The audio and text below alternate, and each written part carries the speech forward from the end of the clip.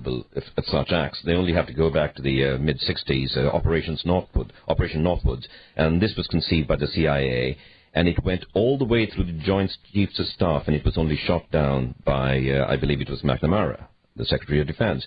And this was during the Castro years. Well, you're still anti-Castro, but there was an airplane with a bunch of college students that was going to take off amidst a lot of publicity from an airport, and it was going to be heading towards Cuba.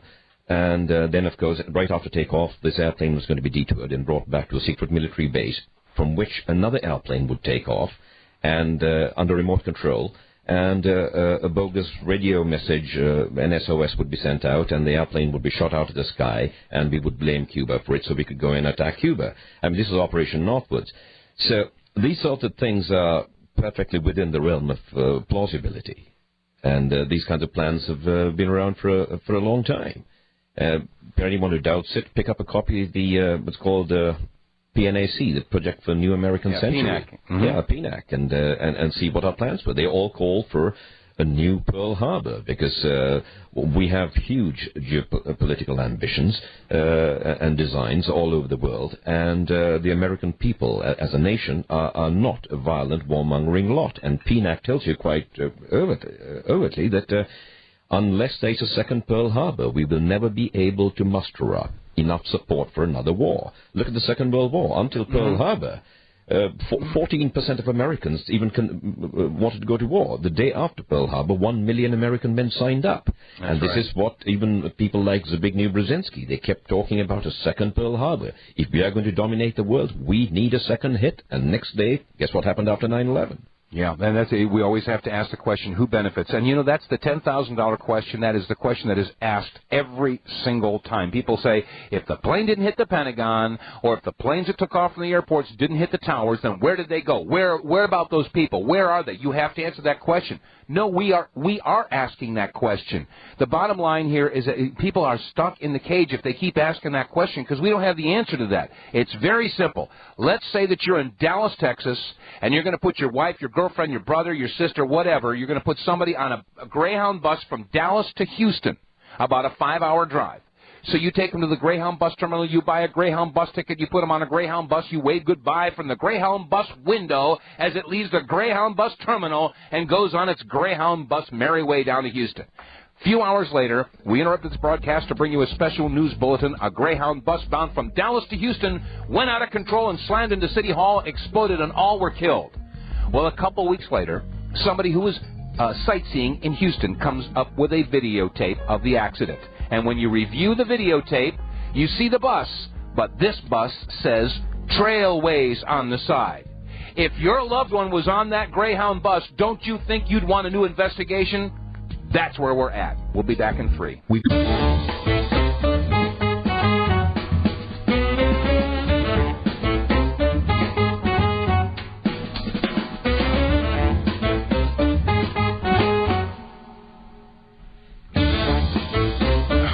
That was clean.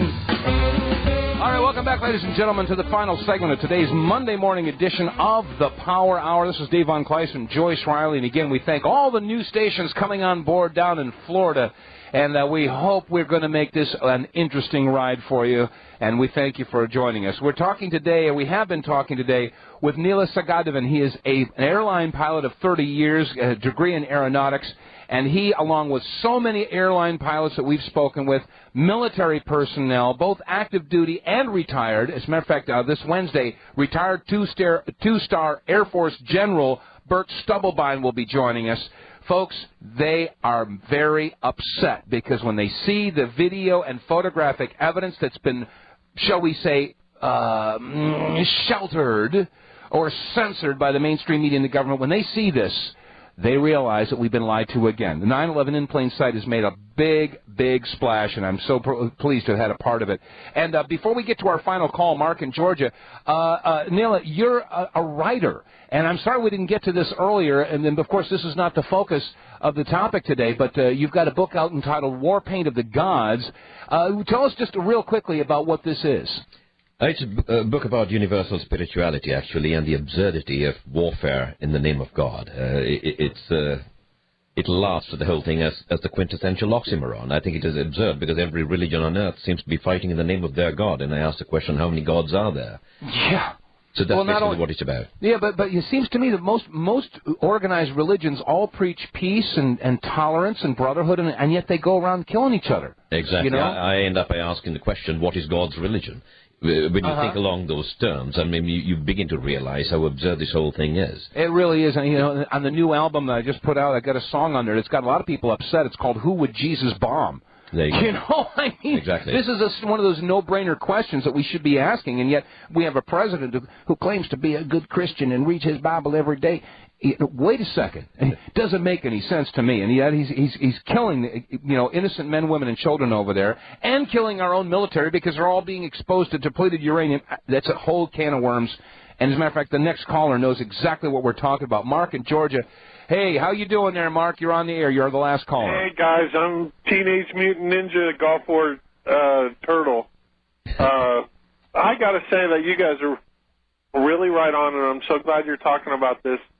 And the only bad thing about it is if you ask for an inquiry too much, they're going to get the RAND Corporation to do it for you. And the RAND Corporation, I don't know if you know what I'm talking about, Dave. The RAND Corporation is the enemy to the Gulf War soldiers because they're the one that keep coming out saying, oh, nothing happened over there, blah, blah, blah, blah, blah, blah. Yeah. So I really appreciate you guys, and I just love your show. Well, thank you so much for saying so. And by the way, folks, Mark is one of the vets who was kind enough to add his 2 cents into Joyce's video, Beyond Treason. You'll get to see him if you get a copy of that. Thanks so much for the call. And before we have to say goodbye, tell everybody, Nila, how to get a copy of your War Paint of the Gods book. You can go to Amazon.com or to Barnes & Noble or Borders and simply order it. War Paint, that's one word, War Paint of the Gods. Dave, do we have a minute to discuss cell phones before we take off? We got about 30 seconds before the music starts. So, by the way, the website is warpaintofthegods.com. Warpaintofthegods.com. Okay, very quickly, cell phones, did they or did they not occur?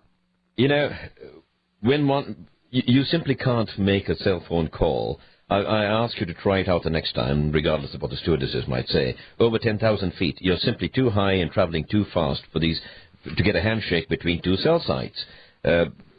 Besides, from inside a plane, you know, the metal skin of the fuselage acts a bit like something called a Faraday cage, and it tends to block out all or attenuate the electromagnetic radiation. The reason you can do it while you're on the ground or at low altitudes is because you're closer to the